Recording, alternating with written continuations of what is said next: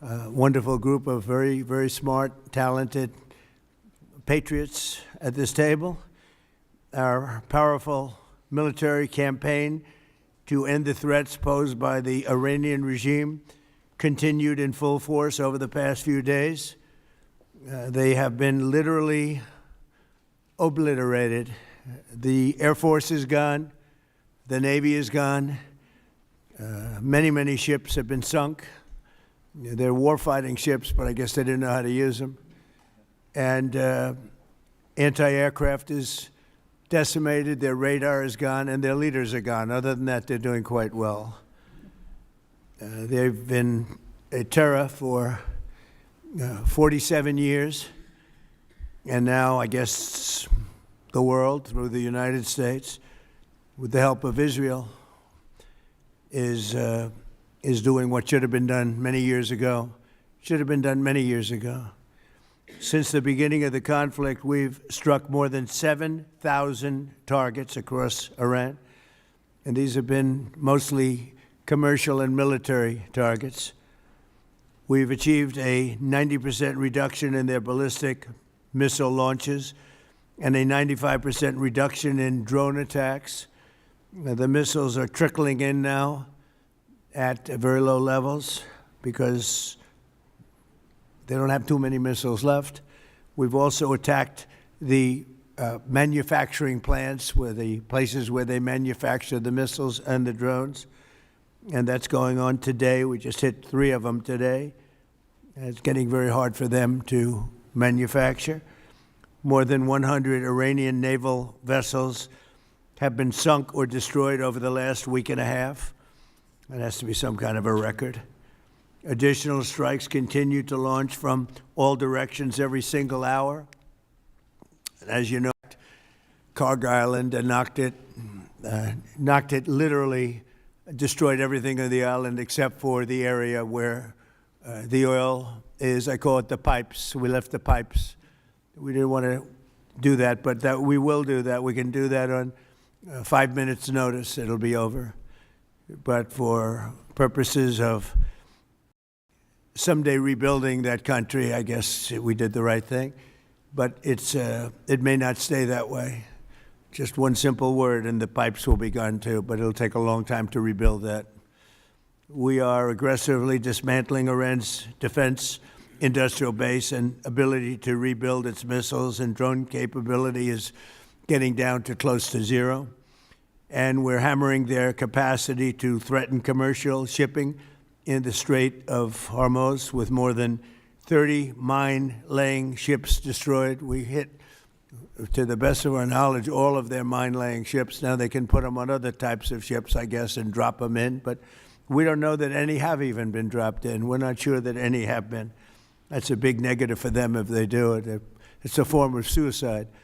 But we don't know that they have dropped any in. But we've hit all 30 of their ships and destroyed them. They're all at the bottom of this. We strongly encourage other nations whose economies depend on the Strait far more than ours. You know, we get less than 1% of our oil from the Strait, and some countries get much more. Japan gets 95%. China gets 90%. Many of the Europeans get quite a bit. South Korea gets 35%. So we want them to come and help us with the Strait. We have it in very good shape. The countries, I said, we've already taken care of Iran, but now, because of the fact that literally a single terrorist can put something in the water or shoot something or shoot a missile, a small missile, and it's fairly close range because it is a tight area, and which is one of the reasons they've always used that as a weapon. Iran has always used that as an economic weapon, and it's not going to be able to be used very long. Numerous countries have told me they're on the way. Some are very enthusiastic about it, and some aren't. Some are countries that we've helped for many, many years. We've protected them from horrible outside sources, and they weren't that enthusiastic. And the level of enthusiasm matters to me. We have some countries where we have 45,000 soldiers, great soldiers, protecting them from harm's way. And we have done a great job.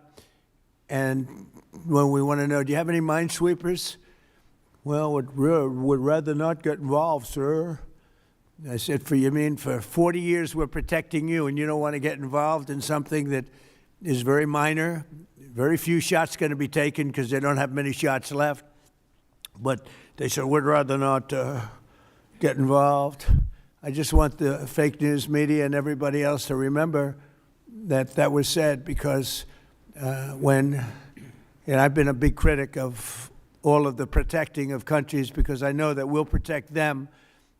And if we ever needed help, they won't be there for us. I've just known that for a long period of time, just like I knew about the Strait, that it would be a weapon, which I predicted a long time ago, predicted all of this stuff. You guys were very generous in that. I predicted all of it. I predicted Osama bin Laden knock out the World Trade Center. I made that prediction a year before he did it. I said, you better get him. He's a bad guy. I watched him be interviewed one time, and I said, that's a bad guy. You better.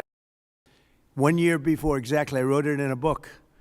You can even check, about a year before the World Trade Center then came down. President Clinton actually had a shot at him, and he didn't take it. Unfortunately, I'm not blaming him for that, but he didn't take it. And he ended up knocking down the World Trade Center, but I predicted that too. I predicted a lot of things. We strongly encourage other nations whose economies depend on the Strait for blood. I mean, these people literally need it. 95% of their energy or their oil comes out of the Strait, and they should be in here very happily helping us. And it's incredible. We have we're number one in oil by double now. We drill, baby, drill. We're double any other nation, and it's going to be soon triple any other nation, and that doesn't include Venezuela, who's been the relationship with Venezuela has been fantastic. Literally millions of barrels of oil are being taken out. It's been a great help, and it's been to their great benefit. The president has done a really good job. We get along with him really well, but we've taken out millions of barrels of oil and brought to Houston and other places to the refineries. We have refineries set up specifically for that, and it's been a great relationship, and more and more is happening. It's a tremendous oil source, and we're stepping it up very rapidly. The big companies are going in, and they will actually numbers in a pretty short period of time, numbers that they've never been able to do. We'll be doing. There's a lot of oil under that land. I urge the other nations to get involved with us and get involved quickly and with great enthusiasm. I have that from a number of them, and I'd like to say their names, but frankly, I don't know if they would want me to or not, because maybe they don't want to be targeted. But I say, wouldn't matter if you're targeted or not, because this is a paper tiger that we're dealing with now. It wasn't a paper tiger 2 weeks ago. It's a paper tiger now. So now we're going to get down to the reason. We'll take a couple of questions in a moment, but we're going to get down to the reason we're here today. Actually, this was set up a long time ago. It's the Trump Kennedy Center.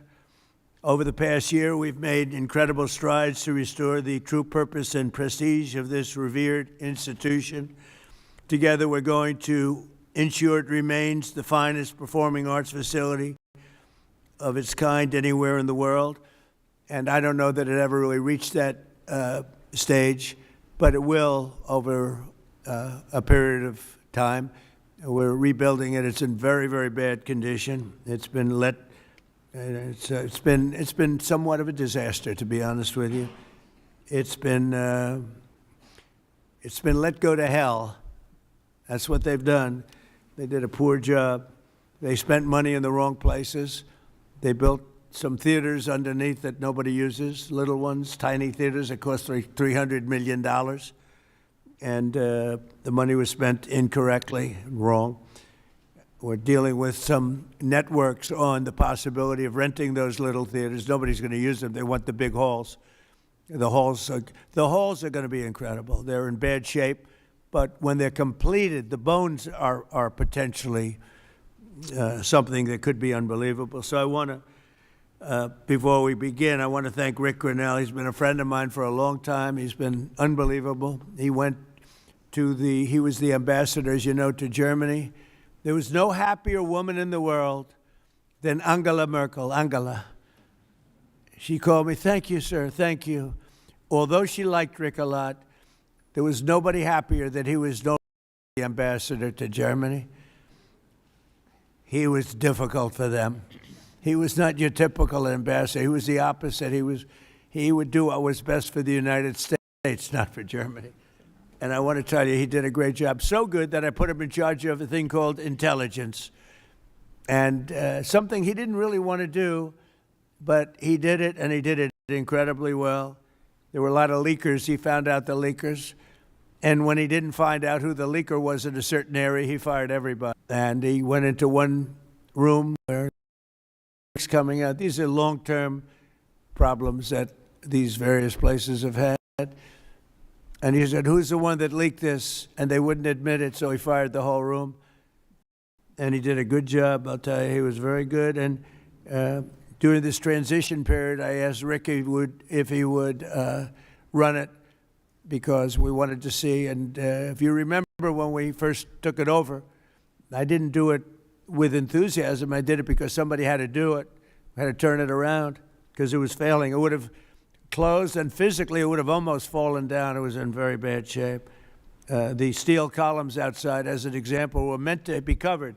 You know, exposed steel is unusual to have in building. What I do best in life is build. I build buildings really well and under budget and ahead of schedule. That's what I do, unlike the Fed building, which is going to cost billions of dollars.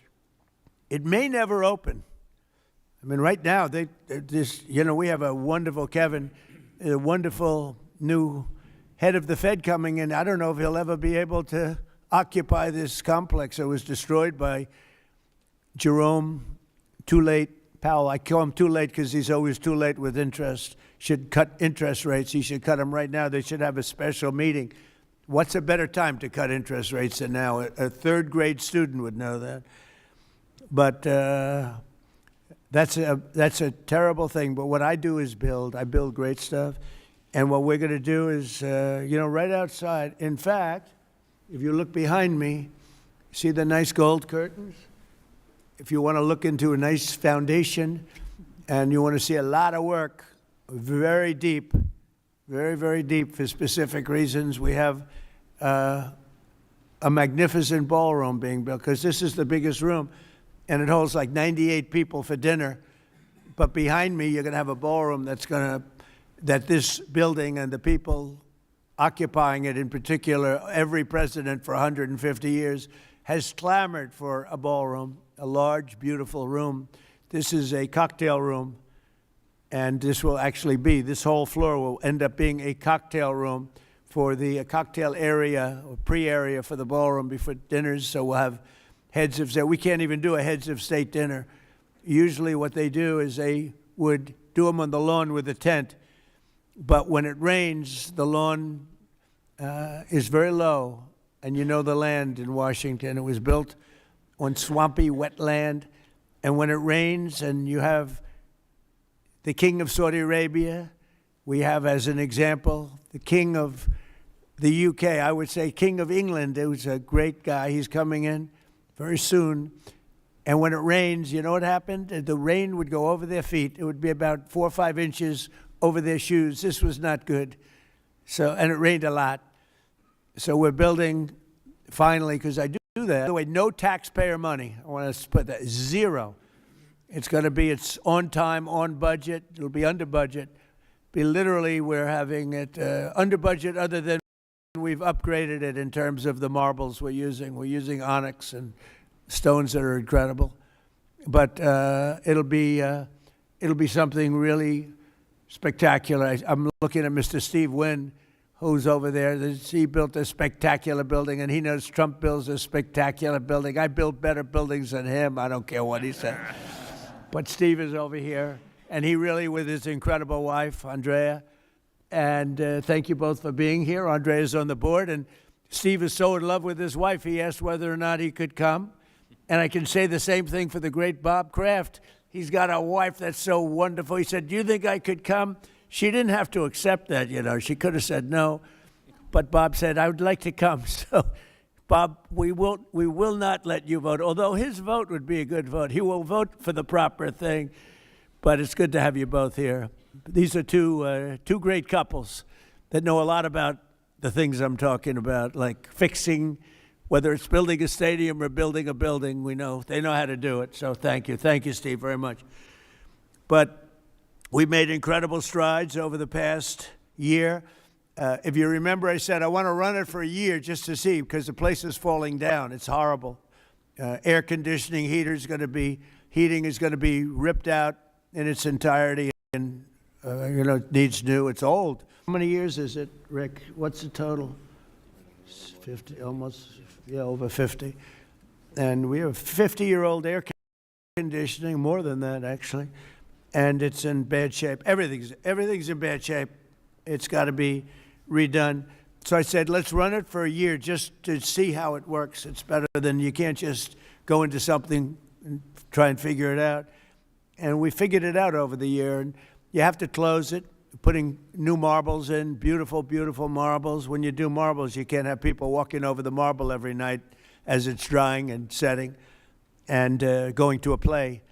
So we thought the best way, what I know best in the world is construction. The best way to do it is close it, do it properly, and reopen it, have a grand reopening. And when it's finished, it's going to be far better than it was when it was originally built. When it was originally built, it was good. It has one thing that's very good. It has great sound. I think there's a lot of luck in sound. You have some of the big opera houses. I don't want to get involved with saying which one, but in New York, as an example, where the acoustics were never good, and they've ripped it apart 4 times and rebuilt it, and it was never good. The good thing about the Kennedy Center, the acoustics are good, and they'll only be enhanced based on what we're doing. A lot of it has to do with the stones and the stones you use, the marbles you use, et cetera. Over the past year, we've made incredible strides to restore the true purpose and prestige that this building will soon gain, I think, at a higher level than it had before. Together, we're going to ensure it remains the finest and will become the finest performing arts facility anywhere in the world. It's got the location, and it will have the building. It's got good bones. It's got good structure. Again, they wanted to originally cover the exposed steel. It was painted a cheap gold, and we turned it into a very expensively painted white, very heavy coat of very powerful white paint meant for steel, exposed steel. A very different kind of paint, but it's almost like putting a stone over the top of it. And the color is white, shiny white, and it looks, a lot of people have commented, it looks so much better. Before they had the steel painted gold, and the gold was very cheap. There's actually never been a paint that's made that will look like gold. Steve will tell you that. You either gold leaf it or use real gold bullion, or you use a different color, Steve. Nobody's ever been able to make a gold paint that looks real. A little minor thing for the media. I'm sure you're thrilled with hearing that. But there's never been a paint. I said someday I'm going to discover a paint where you don't have to actually use gold leaf. Gold leaf is a very, very big and expensive process, but it's a beautiful thing, but not when you use paint. So we got rid of the gold columns, which looked always terrible. They looked cheap and they looked fake. Very much like the media, actually. And we took the columns and we painted them white. Before we painted them matte, very importantly, we structuralized them. We replaced bad steel that was very badly rusting. I mean, these are columns that are holding up a building. and we had to replace areas of columns that were actually rusted out because it was in very bad shape. It's not even describable how bad this building was, both inside and out. I want to thank Rick Grinnell, but you really did a great job, Rick, on this, and we appreciate it. I'm looking for your next venture, because he really was, there was a story he got fired. He didn't get fired. He was here for a short period of time, for a year, figuring it out with Matt and everybody else. And Matt now is going to take over, and he's a pro at construction, great at construction. And I think Matt would like to run the facility too. He's fallen in love with it. And I think he'd do a good job. But if I don't think he will do a good job, I'll say, Matt, you're fired. I'm getting somebody else. So you're under no pressure, Matt, okay? It's like Bob Kraft. If a football player doesn't perform well, typically you will fire him immediately, Bob. Do you ever let them stay around for 4 or 5 years if they're bad? Not too many times, right? So anyway, I learned from you. So I want to thank also Attorney General Pam Bondi, who's been fantastic. I don't know, is Pam here someplace? Oh, hello, Pam. Good. She's been great. And the Speaker of the House, he's got the easiest job of anybody in government. He's got a majority of 2. I don't like to say 1 because it varies, but between 1, 2, and 3.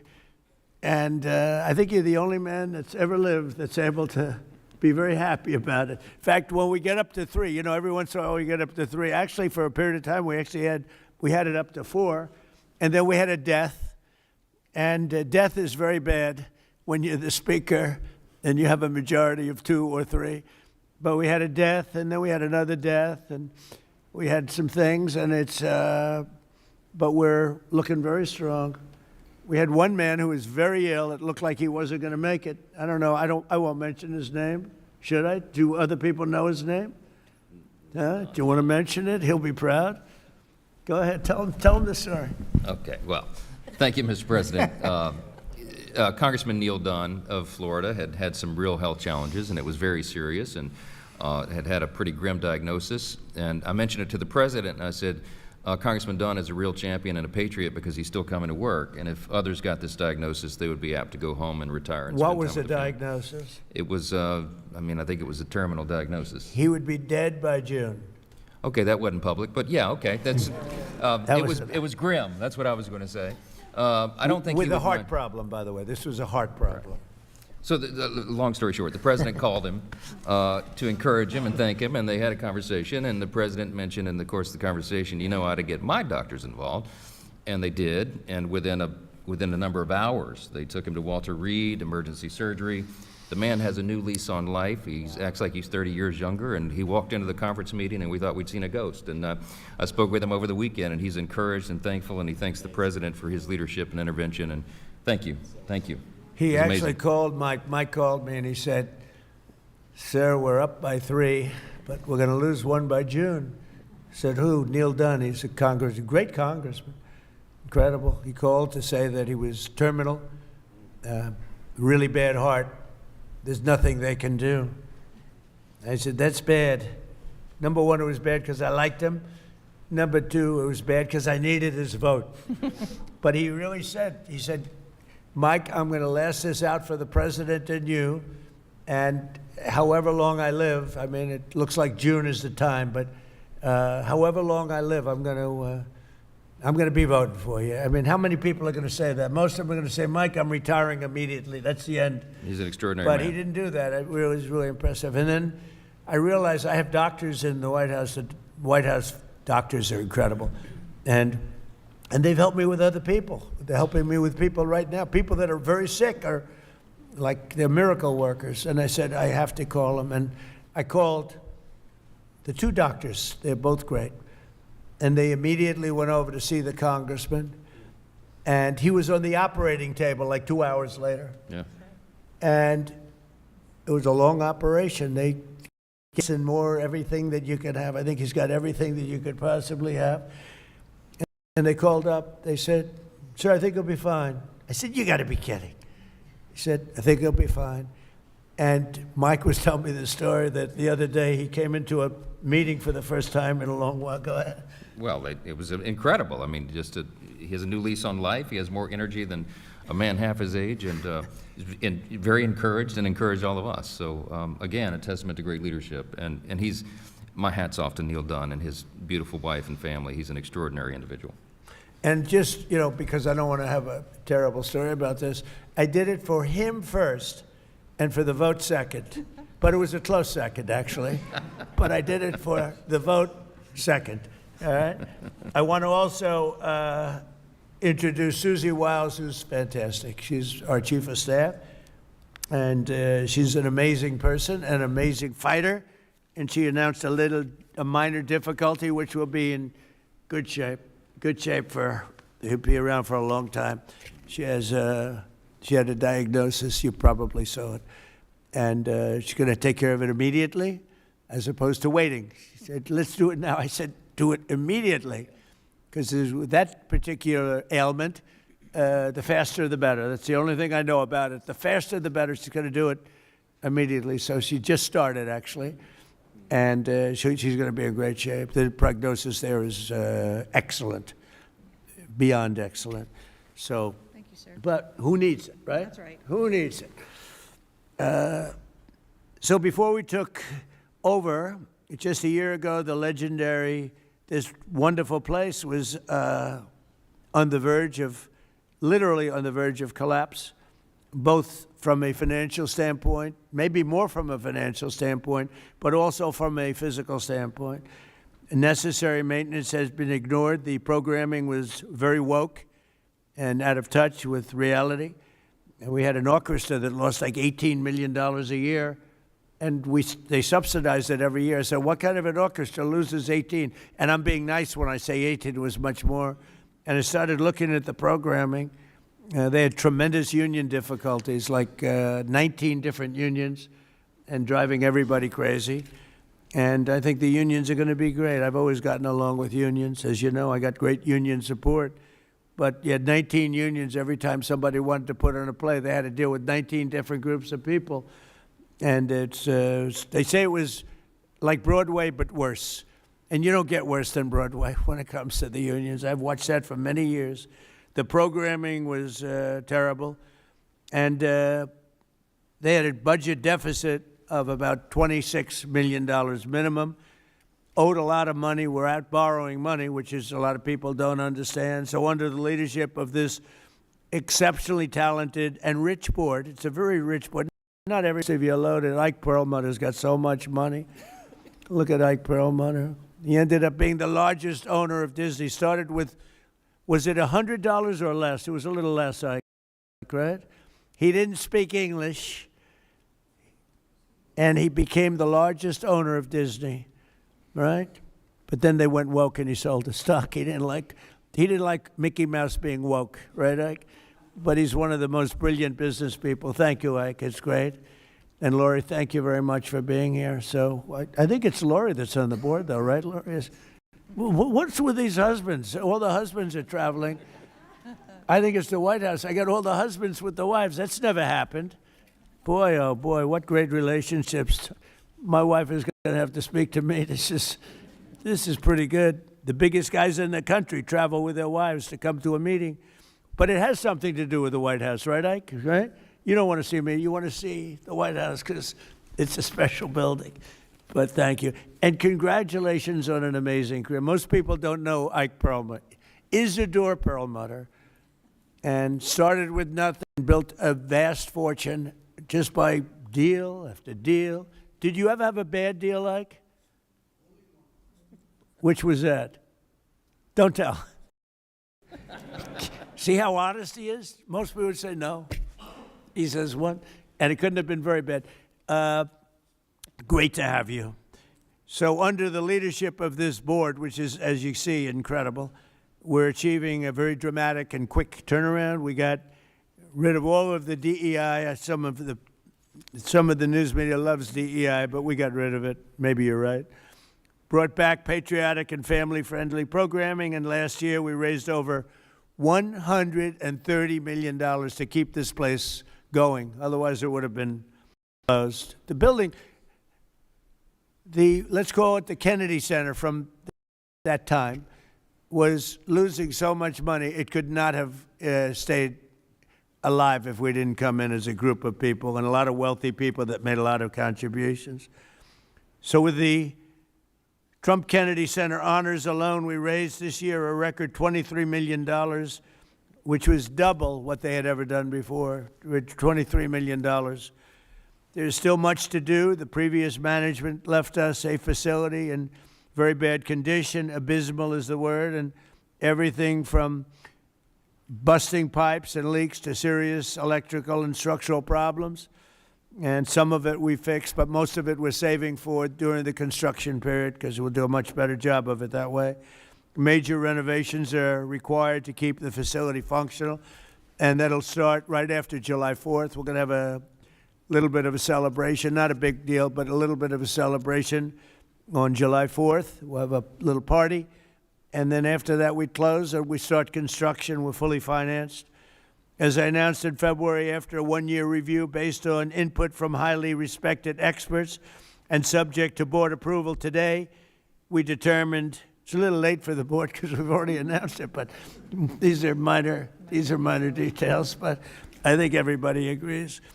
But subject to board approval, we determined that the fastest way to bring the Trump Kennedy Center to the highest level of grandeur is to cease the entertainment operations for a 2-year period of time as we complete high-quality, really high-quality construction.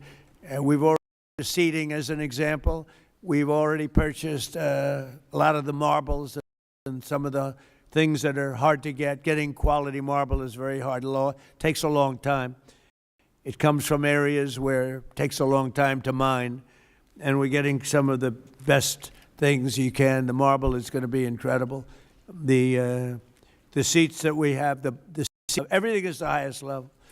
So this temporary closure will enable us to complete the work much faster and much higher quality. As an example, it's hard to show Shakespeare when you don't have any seats. As the seats are being changed, it's not exactly a great experience for people. So the right way to do it is just close it and fix it and open it.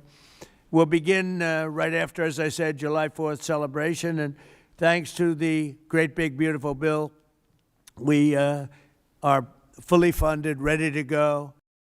And we have tremendous amounts of money coming in from some people around the table, but also from people that are not here, but that have made very generous contributions toward the Trump Kennedy Center.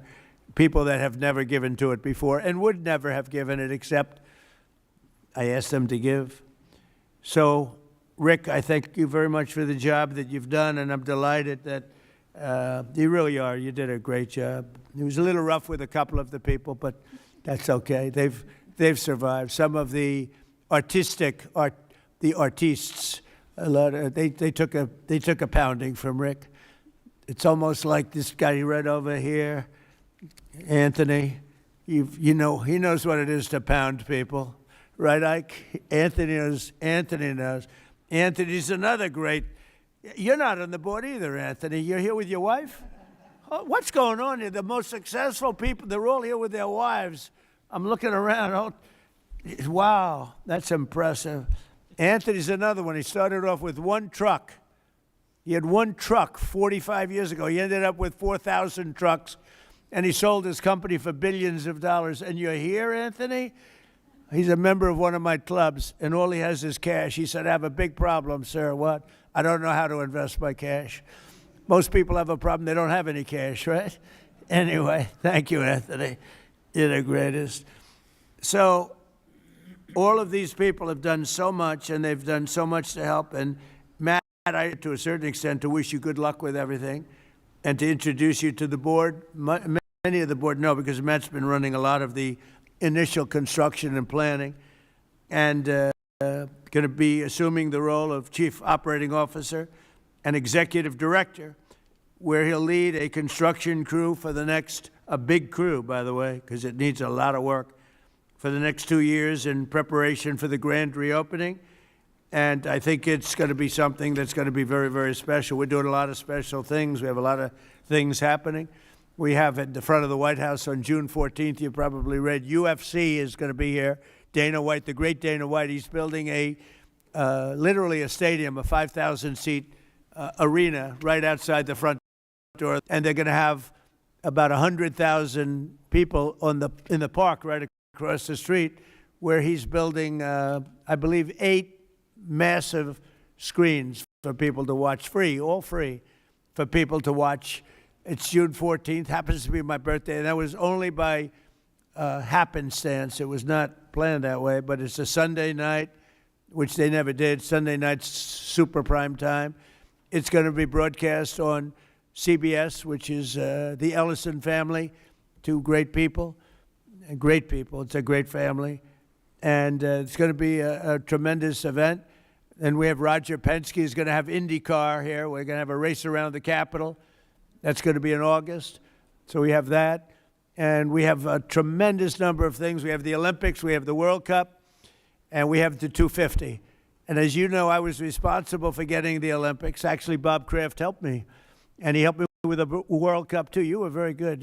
Who could be better, right? But he helped with the Olympics and the World Cup. But we have the Olympics coming. I was responsible for that, right, Bob? We have the World Cup coming right now, and I was responsible for that. Then we had a rigged election, and because of that, I was always very upset. When I got the Olympics, I said I won't be president because it was last term if I went by the normal progression. And then I said, well, let's see what happens. And then they rigged the election, and I said, let's do it again. And we won in a landslide. And I came back, and I ended up with the Olympics and the World Cup. Somebody said, did you do that on purpose? So I claimed the Olympics, and I claimed the World Cup because I did get both. And then I tried to claim 200 celebration. I said, I got that. They said, no, you didn't. That one you didn't get. They're giving me no credit for that one, Mr. Speaker. I couldn't. So I gave up on that one quickly. That wasn't working. It wasn't working. But I just want to thank everybody. This board has been incredible, and it's really nice. What we're going to do is we could take a few questions from the press, and then after that we'll have our meeting, and we have a little lunch for the board. So we'll have a little bit of a lunch, and it's an honor to have you all here. It's so many of you, Jimmy, so many of you are friends. It's a great honor to have you here, and we're going to do a great job with the Trump Kennedy Center. Okay, yes, please, CNN. Hey. I'm not CNN, I'm Daily Wire, but thank you for the question. Numerous countries have told me they are on their way. Can you give us a hint what they are, what that entails, how soon they might be there? You mean who are the countries?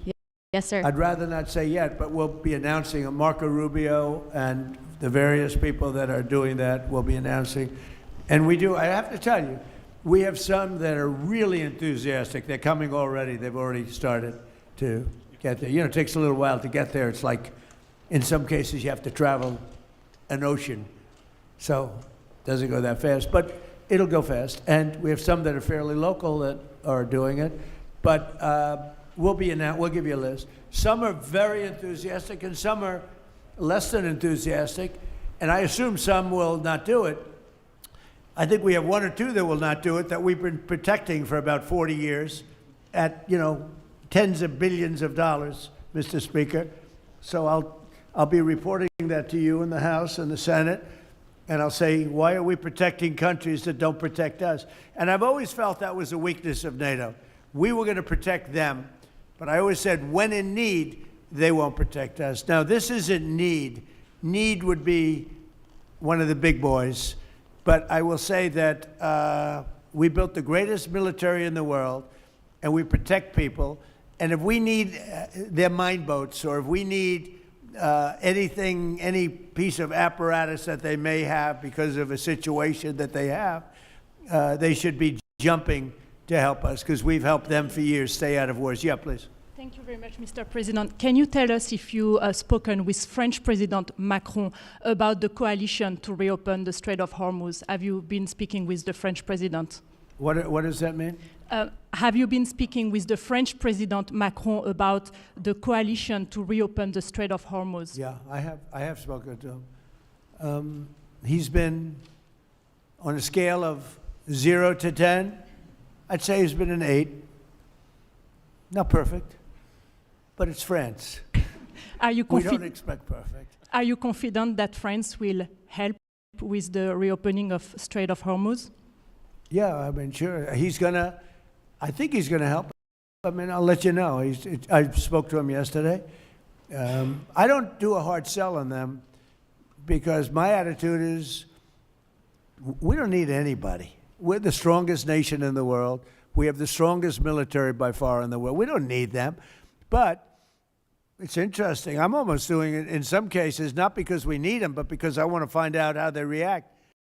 Years that if we ever did need them, they won't be there. Not all of them, but they won't be there. I was very surprised with the United Kingdom because the United Kingdom, 2 weeks ago, I said, why don't you send some ships over? And he really didn't want to do it. I said, you don't want to do it. We've been with you. You're our oldest ally. And we spend a lot of money on, NATO and all of these things to protect you. I mean, we're protecting them. We're working with them on Ukraine. Ukraine's thousands of miles away, separated by a vast ocean. We don't have to do that, but we did it. Well, Biden did it. I mean, I have to be honest with you. Biden got taken to the cleaners. But we worked with them in Ukraine. We don't need to work with them in Ukraine. And then they tell us that we have a mine ship around, and they don't want to do it. I think it's terrible. No, I was very surprised. I told him, we requested 2 aircraft carriers, which they had, and he didn't really want to do it. And then right after the war essentially ended, meaning they were obliterated, he said, I would like 2 aircraft carriers. I said, I don't need them after the war has ended and won. I need it before the war. So I was very upset not upset, I was not happy with the UK. I think they'll be involved, yeah, maybe. But they should be involved enthusiastically. We've been protecting these countries for years with NATO, because NATO is us. You can ask Putin. Putin fears us. He has no fear of Europe whatsoever. He fears the United States of America and the military that was built by me. Yeah. President, you mentioned the significant amount of oil that China derives from the Middle East. What is the status of your conversation with President Xi in terms of getting China to cooperate, in terms of making the Strait of Hormuz safe for those oil tankers? Yeah, so China is a great example. They get 91% of their oil from the Hormuz Straits, which we protected for years. And it always bothered me that we have these countries. Japan gets 95% of its from the Straits, the Hormuz Straits. And it always bothered me that we're protecting and we don't need them. We didn't need them before we started dig we must. Dig me must, that's the Trump policy of lots of oil. And we didn't use them very much. It used to be at 10%. Now it's at almost 0. We don't need oil. We have all the oil we need for ourselves. It's one of the great assets that we have. We have more than double what anybody else in terms of oil production. We're at more than double any other country. So we don't need it, but we did it. It's almost, you could say we did it out of habit, which is not a good thing to do. But we did it because we have some good allies there. We have some great Middle Eastern countries there, Israel there. So we did it for a lot of reasons. But it always amazed me that we did it. We never asked for reimbursement, and it was really there to serve other countries, not us. And by the way, we have the Sugar King, same story. Look at that. Alfie von Hool. Alfie, thank you both very much. Huh? Pepe. That's Pepe, yeah. Pepe. Hi, Pepe. How are you? How are you? Is Alfie in the backstage? Huh? Is he sitting back there waiting for you? No? You doing all right? Pepe is a great friend of all of ours, I think, in the room. Tremendous. And we appreciate you being here. Great to have you. Thank you. Mr. President, honored. That's great. Both of you, thank you very much. So go ahead, please. Thank you, Mr. President. Mr. President, you've said that Iran does want to make a deal. Now, into the 3rd week of this bombing campaign, what would that deal look like? What are the ask that you're making of the government? They want to make a deal. They're talking to our people. I don't know if they say that to you. Maybe they do, maybe they don't. Don't forget, they are a country that for years, I didn't know this until recently, they're a country based on disinformation. And now they're using disinformation plus AI. And that's a terrible situation. That's a terrible situation. They showed all sorts of things happening in the last 2 weeks that never happened. Between their kamikaze boats that don't exist, between blowing up the aircraft carrier, one of the great ships in the world, the Abraham Lincoln, on fire. They showed it on fire. I called I said, General, what's with the Abraham Lincoln? It looks like it's burning down. No, it's not burning down. Not a bullet was ever fired at it, sir. They know better. I said, this is my AI and what they've done with it. They showed buildings in Tel Aviv burning to the ground, high-rises burning.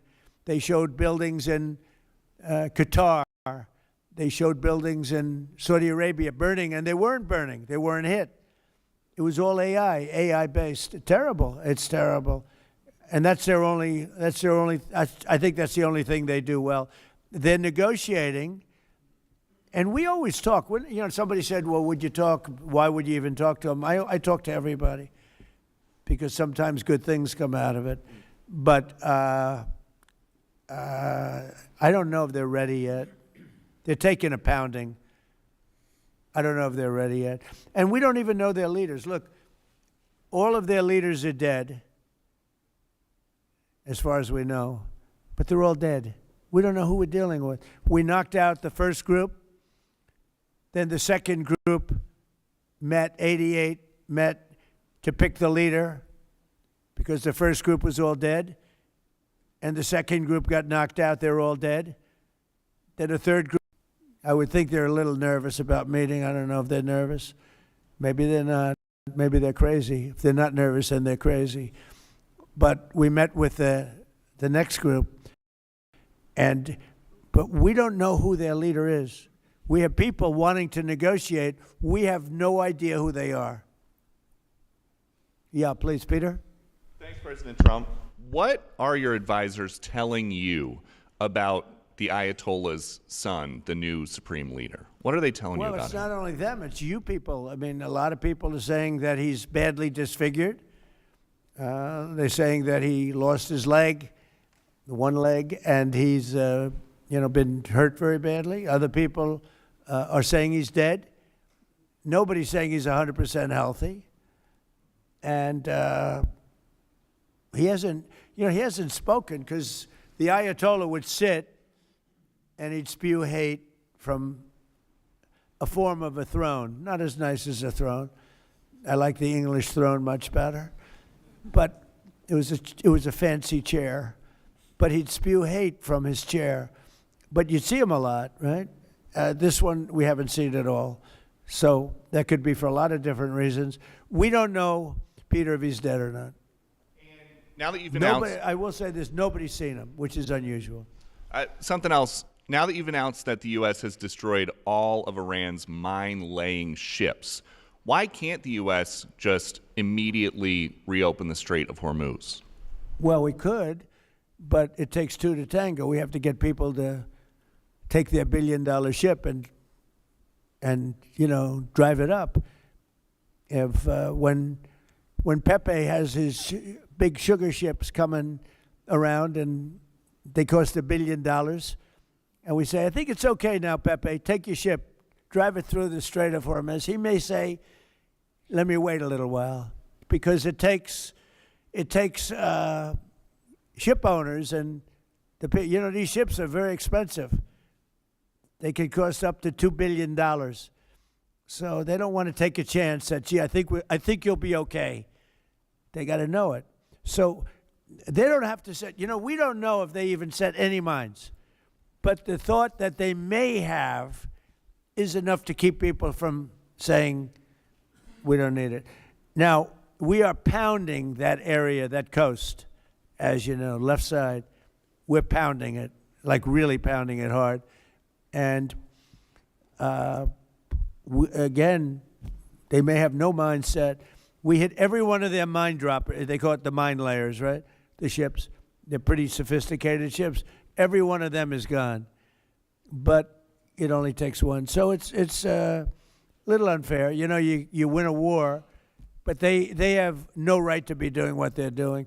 But we're hitting them very hard, and today is a big day. We're an area that has very much to do with the Strait, and I think we'll get it going very soon. In addition, we do have other nations coming in. You need people to watch and people to see. We have other nations coming in. Yes, please.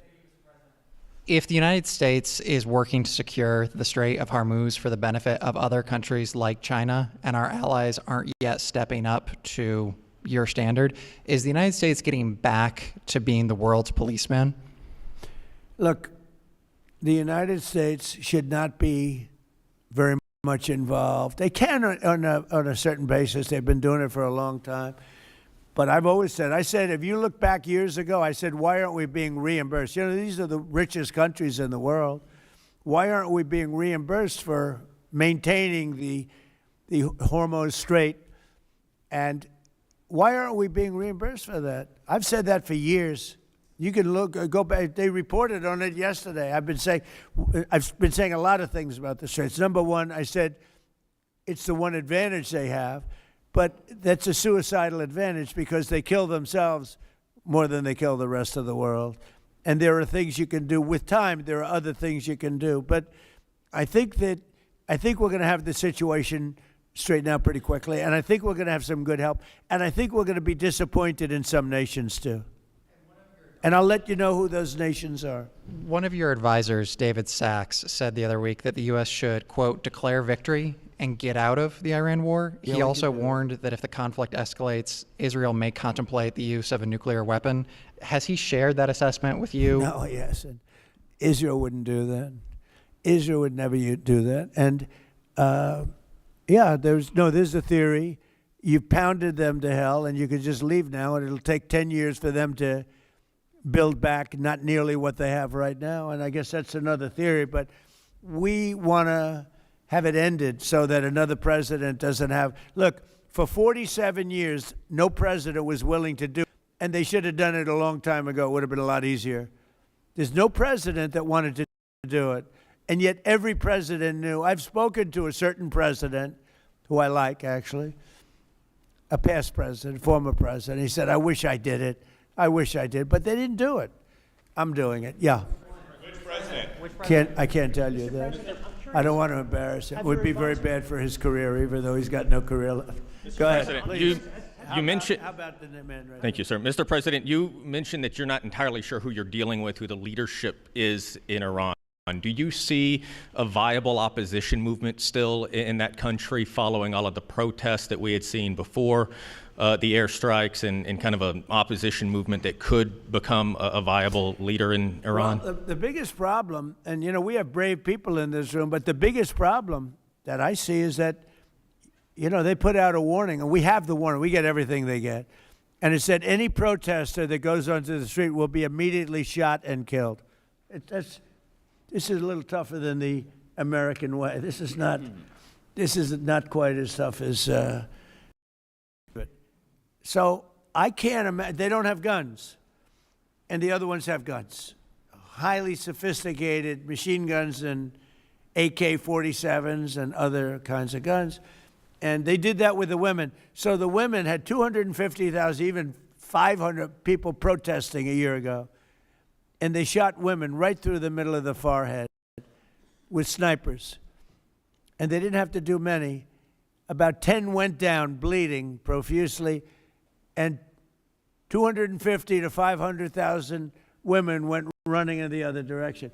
Because they can be brave, but they're not stupid. And they have no gun. And you have snipers in buildings specifically for this reason. So a woman goes down falling, bleeding from the head, and it doesn't take long for that to spread. And when that spreads, that crowd dispenses. And nobody else has been able to do that to the extent that these people are violent. They killed a minimum 2 weeks ago, 32,000 people. So, and they put out actually a notice 2 days ago. If you protest, you will be shot and killed. So I don't know. I would say Mike Johnson's the only person I know who has the courage to go out in that kind of an atmosphere. I don't think so. I don't think so. Yeah. Have your advisors told you anything in terms of how long we can expect gas prices as high as they are right I now? don't need advisors to tell me that. I know what it is. You know, the Prime Minister of UK, United Kingdom, yesterday told me, I'm meeting with my team to make a determination. I said, you don't need to meet it with the team. You're the Prime Minister. You can make your own. Why do you have to meet with your team to find out whether or not you're going to send some minesweepers to us or to send some boats? I said, you don't have to meet with your team. It's the same thing here. I can tell you that when this is over, oil prices are going to go down very, very rapidly. So is inflation, so is everything else. But frankly, much more important than short-term or even long-term oil prices, you can't let the most violent, vicious country in the last 50 years have a nuclear weapon, because the Middle East will be gone, Israel will go first, without question, and they'll certainly take a shot at us before we get our act together and say we got to take them out. You can't let Iran, who's truly a nation of great terror and power. Look what happened. In the last 2 weeks, they weren't supposed to go after all these other countries in the Middle East. Those missiles were set to go after them. So they hit Qatar, Saudi Arabia, UAE, Bahrain, Kuwait. Nobody expected that. We were shocked. And the other one, you know, they fought back. They could have yielded. But think of it, if we weren't around, they had tremendous power. They had thousands of missiles, most of which we've terminated. They had thousands of drones. They were making drones and missiles all over the place. We've knocked out most of those factories. I mean, now they're sending out 2 or 3 missiles. Now, you know, they've still got some. They might have 8% left. Mostly they've been eliminated. They've been terminated by what we did and what Israel did too. Yeah, please. Israel is expected to expand its ground offensive on to go after Hezbollah. Have you discussed that with Israeli leaders? Yeah. And does the United States support a potential Israeli invasion of Lebanon? Yeah, no, I did. And I know look, Hezbollah is a problem. It's been a problem for a long time, not just now. And it's a certain area, because I was with the other night a person whose parents live in Lebanon. This is a very substantial person, wealthy person, whose parents live in Lebanon. I said, really? How do you live in Lebanon? Your parents are living? Oh, yeah, they live there. And over the years, they've gotten used to the fact that it's being bombed. But they explained to me that it's really a different section of Lebanon. It's a section where Hezbollah is. And they get used to it, I guess. I don't know. I mean, people live in Ukraine. You would think they wouldn't live in Ukraine, but they live in Ukraine. I don't know that I'd do that, but they live in Ukraine. They live in Lebanon. Hezbollah is a big problem, and they're rapidly being eliminated. Thank you very much, everybody. I appreciate it.